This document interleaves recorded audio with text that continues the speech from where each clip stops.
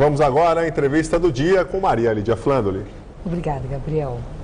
E o nosso assunto é o impacto desse naufrágio do navio Costa Concórdia sobre o turismo dos cruzeiros marítimos, atualmente em ampla expansão no mundo todo. E o nosso convidado é Elia Hirst, especialista no mercado de cruzeiros marítimos e fluviais e diretor do Sindicato das Empresas de Turismo no estado de São Paulo. Obrigada por estar aqui.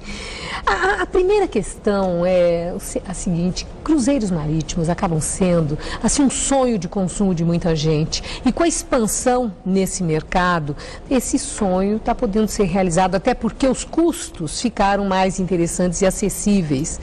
Mas fica, diante desse naufrágio, né, dessa tragédia com o Costa Concórdia, sempre a indagação.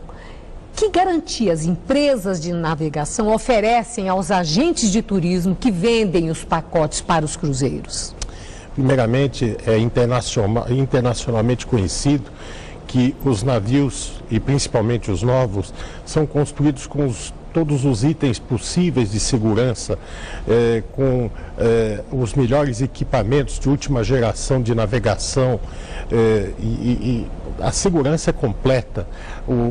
Constantemente a tripulação é treinada e a bordo todas as medidas são tomadas normalmente para que se evite uma tragédia desse tamanho, né? É feita uma fiscalização se esses navios oferecem tudo isso que alardeiam mesmo, ou vocês que são os agentes de turismo aceitam em confiança esse tipo de relato?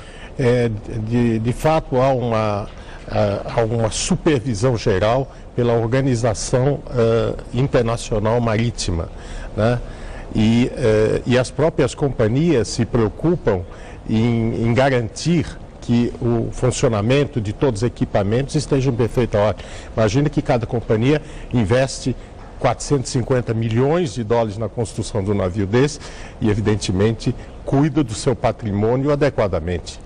Bom, e o lucro, né, que obtém com esses navios que levam milhares de pessoas, 4.000 pessoas, e o consumo interno nesses navios, quer dizer, é um negócio muito rentável. Claro. O senhor falou em treinamento da tripulação. E o turista? O turista é treinado para uma eventualidade, porque vulnerabilidade está provado que existe, seja por falha humana, seja por que razão for.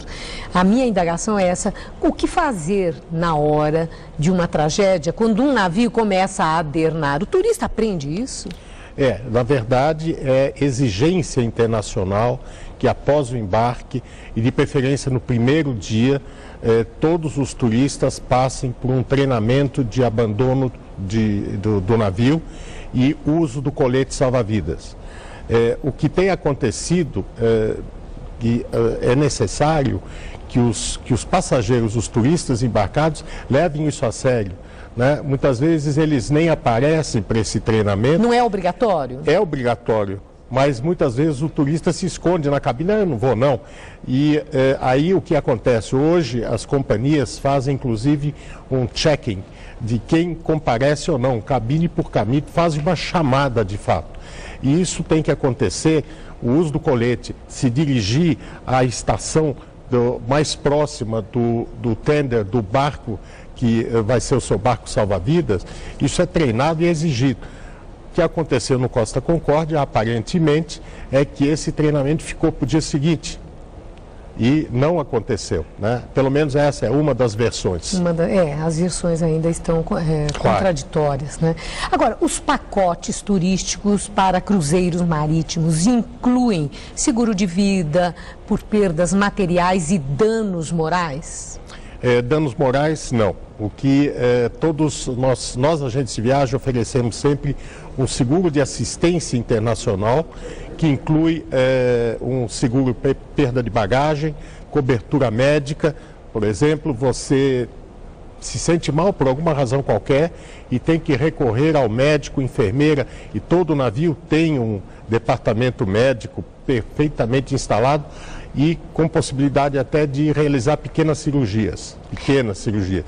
Então, o seguro cobre esse tipo de atendimento. Você paga pelo atendimento e o seguro reembolsa. E num caso de acidente como esse, em que as pessoas deixaram seus pertences, documentos, tiveram danos, perdas materiais, quem paga isso? É a empresa de navegação, quem vai ressarcir? E os danos morais das pessoas, que não está aí previsto no seguro, como o senhor falou? Isso fica por conta de quem? De quem vendeu o pacote ou da empresa de navegação? Olha, a empresa navegação é a última responsável, mas quando a empresa navegação está instalada no Brasil, o viajante, o turista, deve recorrer diretamente à empresa e demandar o que for necessário. Quando são navios que operam no exterior, a demanda do turista tem que ser encaminhada ao representante da companhia no Brasil. E como é que fica a situação de quem compra? Porque se compra um pacote para cruzeiro marítimo com certa antecedência. Muita gente certamente iria viajar depois nesse Costa Concórdia. Essas pessoas compraram e pagaram os seus pacotes turísticos. Como é que fica a situação dessas pessoas? Olha, eu vou lhe dizer o que a Costa Cruzeiros está fazendo. A Costa está reembolsando o valor pago pelo passageiro e está estimulando o passageiro para uma nova reserva. Certo. Tá? Sem nenhuma perda, claro, evidentemente.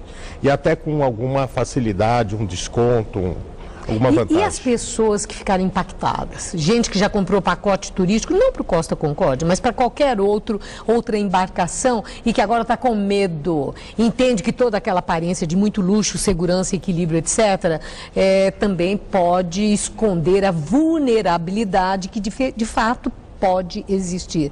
Como é que fica a desistência? Vocês devolvem o dinheiro? Claro que devolvemos, não há por que não devolver, é obrigatório. Mas o que mas devolve integral ou... Integral. Salvo casos em que a própria companhia, digamos, a viagem é para daqui a 6 meses ou daqui a 3 meses e nas cláusulas contratuais há uma multa por cancelamento, tá? Aí sim a multa é aplicada por regra da própria companhia. Mas o que tem acontecido na prática é que as agências de viagem não tiveram nenhum cancelamento, né? E o pouco cancelamento... Quer dizer, não houve um impacto sobre a venda dos pacotes turísticos para cruzeiros? Mínimo. Não houve porque, veja, o tamanho dessa tragédia corresponde ao quê? Mesmo incluídos os desaparecidos na lista do fatal, né, do acidente, estamos falando de 1%, ou menos de 1% da capacidade do navio, né? Mas imagina quando acontece, né? Até nesse caso, em termos de mortes, do ponto de vista de percentual, não é uma tragédia de tanta magnitude. Mas não é temerário um navio, esses novos construídos, diz que tem até um que vai ter pode levar 8.000 passageiros. Em caso de pane, em caso de naufrágio, né, mesmo com todo o treinamento e equipamento, no meio do Oceano Atlântico, dá para salvar alguém? Não é temerário levar tanta gente? Não é, porque esses navios são tremendamente seguros. O senhor vende com segurança os pacotes? Com segurança.